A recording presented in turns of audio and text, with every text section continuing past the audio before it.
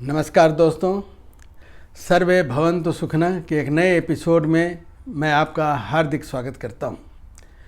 दोस्तों, आज मैं एक ऐसे व्यक्ति की चर्चा करना चाहता हूं जो अपने रूटीन के बहुत पक्के थे। उनके महल्ले के लोग भी उनके रूटीन से परिचित थे। उनके रूटीन में जो सबसे पहला कार्य था वह था सवेरे सवेरे मंदिर जाना, ईश्वर के दर्शन करना।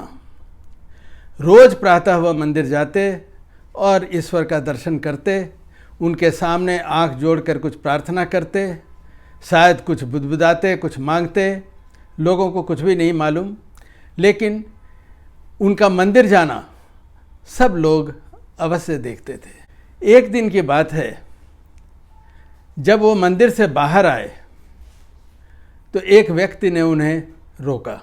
उस व्यक्ति ने कहा कि आपको मैं रोज़ यहाँ मंदिर आते देखता हूँ, आप बिल्कुल समय से आते हैं, पूजा करते हैं, बहुत अच्छा लगता है।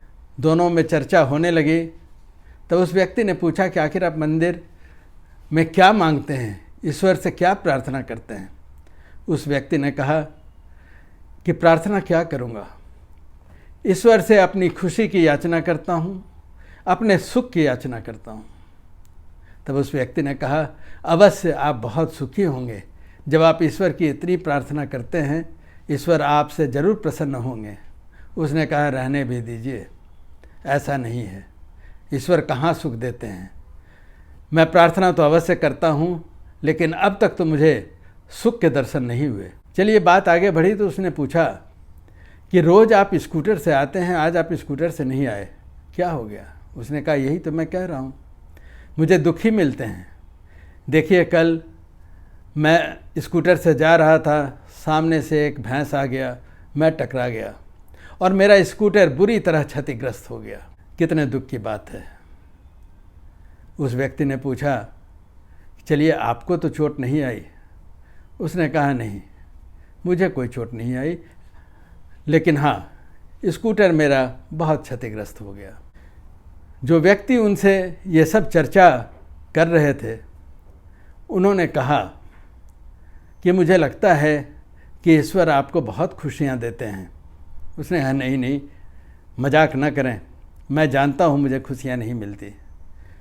तब उसने कहा, कल आपका स्कूटर का एक्सीडेंट हुआ, स्कूटर आपका क्षतिग्रस्त है, लेकिन आपके शरीर पर एक खरोंच भी नहीं आया।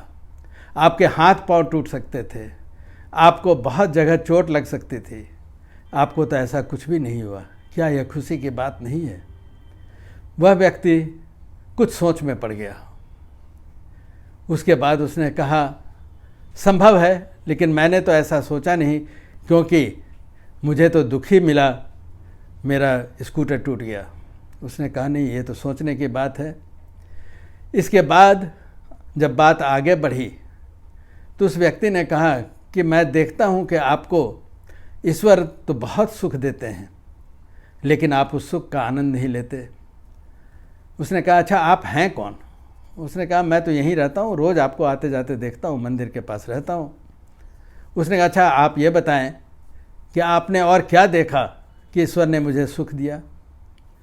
उसने कहा कि आज ही की बात तो है, जब आप मंदिर से बाहर आ रहे थे तो हमने देखा कि एक बच्चा दौड़ता हुआ आपके पास आया और आपसे वह विनती करने लगा कि बहुत भूखा हूँ, मुझे खाने के लिए 2 रुपये दे दीजिए, लेकिन आपने तो उसे नहीं दिया। क्या ईश्वर ने यह खुशी का मौका आपको नहीं दिया। मैं समझता हूँ कि ईश्वर तरह तरह से खुशियों का मौका देते हैं, लेकिन उन मौक़ों को हमें पहचानना चाहिए।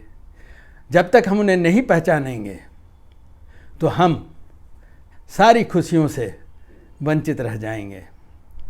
वह व्यक्ति कुछ चिंता में पड़ गया और पलटकर उस ओर देखा जिस ओर से बच्चा आया था।